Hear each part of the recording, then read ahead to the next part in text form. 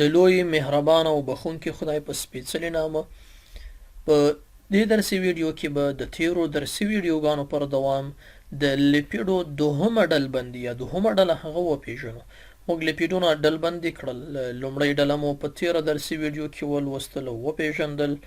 په دې درسي ویډیو کې دوهمه ډله پېژنو. مخکې تر دې چې زه د هغې ډلې تفصیل ته راسم، که چیرې موږ دغه جوړښت په نظر کې ونیسو او همدارنګه دغه جوړښت په نظر کې ونیسو، ګورو چې د دواړو په جوړښت کې الکول ګلیسرول موجود دی. دا ګلیسرول دی او دلته درې دانې فټي اسیدونه موجود دي یا درې دانې شحمي اسیدونه موجود دي چې د ساده لیپیډونو یا د لومړۍ ډلې یو ښه مثال و ترایګلیسراید او همدارنګه ډایګلیسرایډونه. ولې که چیرې موږ له دې ډلبندۍ څخه ورتېر شو یا له د هغې مثال څخه ورتېر شو دغه جوړښت ته راشو، ګورو چې دلته هم ګلیسرول موجود دی. لومړي کاربن کې هم یو فټي اسید یا هم شحمي اسید موجود دی. په دوهم کاربن کې د ګلیسرول هم یو فټي اسید دی، یعنی دلته استري رابطې شته دی د فټي اسیدونو او د ګلیسرول د الکولو ترمنځ. ولې دلته ګورو چې د ساده لیپیډونو یا هغه مثال مو چې دلته ولوستی د هغې پر خلاف دلته یو تعداد نور ګروپونه هم شتون لري یا نور مرکبات هم شتون لري. مثلا د فاسفیټ ګروپ دی چې په ساده لیپیډونو کې دا نه وي، یا مثلا دلته کولین موجود دی چې دا په ساده لیپیډونو کې نه و. موږ ساده لیپیډونه داسې معرفي کړي وو یا موږ پېژندلي وو چې الکول دی او فټي اسیدونه دي. ولې که چیرې موږ دا له هغې سره پرتله کړو، دلته الکول هم شته دی، فټي اسیدونه هم شته دی، ولې یو تعداد نور مرکبات هم دي، مثلا فاسفیټ دی یا ګروپونه دي یا همدارنګه کولین دی. نو پر همدې بنسټ دا د لومړنۍ ډلبندي څخه یا د ساده لیپیډونو څخه د هغې توپیر کیږي چې دا یې د کمپاوند لیپیډس په نامه باندې یادیږي یا د مرکب غوړو په نامه باندې یادیږي. دا یې دوهمه ډلبندي ده. که چیرې یې مشخص د هغې تعریف او پیژندنې ته راشو، داسې یې پیژنو یا داسې معرفي کوو چې مرکب لیپیډونه چې د لیپیډو دوهمه ډلبندي ده یا د لیپیډو د ډلبندۍ دوهمه ډله ده، دا هم د فټي اسیدونو او د الکولو استر دی. ګورئ فټي اسید دلته شتون لري، الکولو سره دلته استري رابطه جوړه کړې ده. نو الکول هم لري، فټي اسید هم لري. ولې تعریف کې یوه بله مهمه نقطه هغه دا ده چې دوی له ځانه سره نور مرکبات یا نور ګروپونه هم لري، مثلا فاسفیټ دی یا مثلا کولین دی. که چیرې بیا هم په ټوله کې معرفي کو وایو چې کمپاوند لیپیډس یا مرکب لیپیډونه همغه مرکبات یا هغه لیپیډونه دي چې د فټي اسیدونو او د الکولو لرونکي وي چې د استري رابطې په واسطه باندې یو له بله سره یو ځای کیږي، او همدارنګه د فټي اسیدونو او د الکولو بر علاوه له ځانه سره نور ګروپونه هم لري، مثلا فاسفیټ لري، کولین لري. دا یې هسې یو مثال دی. یا مثلا دوی له ځانه سره کولی شي کاربوهایدریټ ولري، کولی شي امینو اسیدونه ولري، کولی شي د فاسفیټ ګروپ په ځای د امین ګروپ ولري. نو نور مرکبات له دوی سره موجود دي. بیا پر همدې بنسټ دغه کمپاوند لیپیډونه یا همدغه مرکب لیپیډونه دوی بیا په نورو ډلبندیو باندې ویشلی کېږي او تقسیمیږي. وجه او لامل یې دا دی چې دلته مثلا د فاسفیټ ګروپ دی، دلته مثلا کولین دی. په نورو لیپیډونو کې شونې ده چې هلته کاربوهایدریټ وي. کله چې کاربوهایدریټ وي بیا خو تغییر پکې راځي. یا مثلا شونې ده چې هلته امین ګروپ وي. نو پر همدې بنسټ دوی بیا پر ډلبندۍ باندې ویشل کېږي چې هغه هم دلته لولو. لومړی ډلبندي د مرکب لیپیډونو هغه فاسفولیپیډس دي. فاسفولیپیډس په دې معنی باندې چې دوی د فاسفوریک اسید ګروپ له ځانه سره لري. لکه دلته یې موږ ښکاره مثال ګورو. فاسفولیپیډ د مرکب لیپیډونو یوه ډله ده چې د الکولو فټي اسیدونو سره د فاسفوریک اسید ګروپ هم له ځانه سره لري. یو تعداد دي بیا هغه د ګلیسرو فاسفولیپیډس په نامه باندې یادېږي. ګلیسرو فاسفولیپیډس په دې معنی چې فاسفیټ ګروپ لري، ګلیسرول لري او د مرکب لیپیډونه دي. مثلا دلته د ګلیسرول ګروپ دی. ځینې داسې لیپیډونه دي چې هلته ګلیسرول نه دي، مرکب لیپیډ دي، اما ګلیسرول نه لري چې موږ یې په همدې درسي ویډیو کې وایو او لولو یې.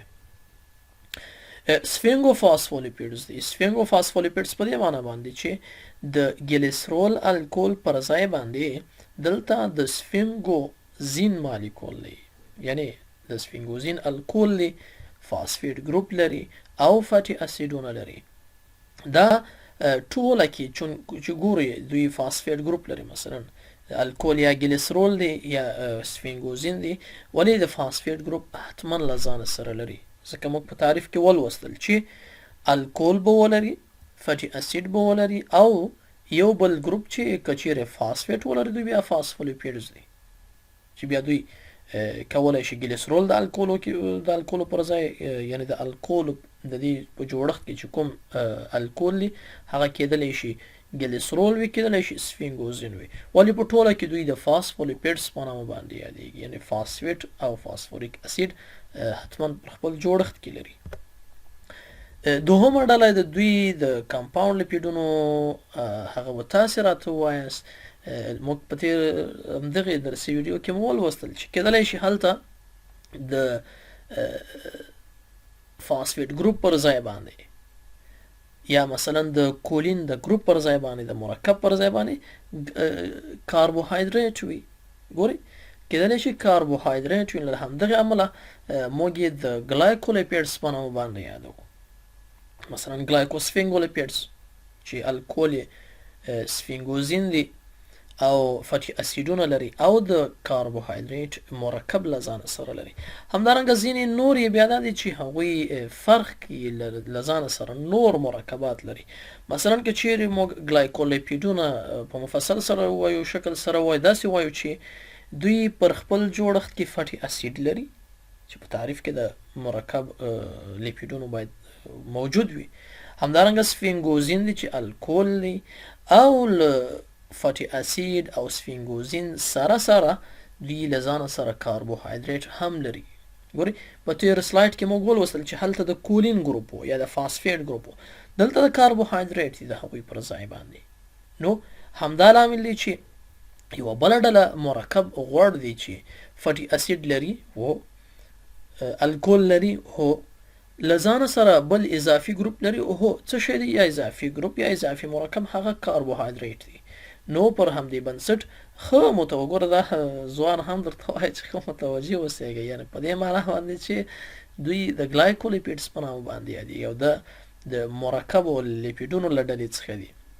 یا مثلا یو تعداد نور دی، پر څه معنا باندې؟ په دې معنا باندې چې د فاسفیټ ګروپ پر ځای کېدلی شي د سلفوریک اسید ګروپ ولري. د فاسفوریک اسید ګروپ پر ځای ګورئ ځوان هم بیا اشارې کوي، یعنی مطلب یې دا دی چې ضرور نه ده چې یوازې فاسفوریک اسید وي، کېدلی شي سلفوریک اسید له ځان سره ولري، کېدلی شي امینولیپیډز وي، یعنی د امین ګروپ له ځان سره ولري، کېدلی شي مثلا وایي ګورئ متوجه اوسېږئ د کاربوهایدریټو پر ځای شونې ده چې پروټین له ځان سره ولري.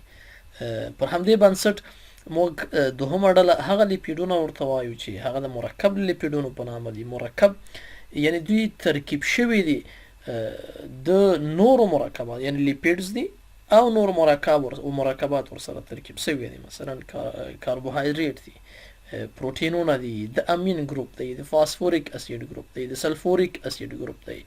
پر همدغه جوړښت پر اساس یې پر بنسټ یې موږ نوموو.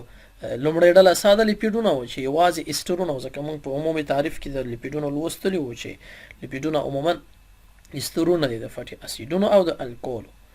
دلته هم ایسټر زده شته دی، فاټي اسید او الکول ایسټر جوړوي، خو له ځانه سره په ترکیب کې نور مرکبات هم له ځان سره لري.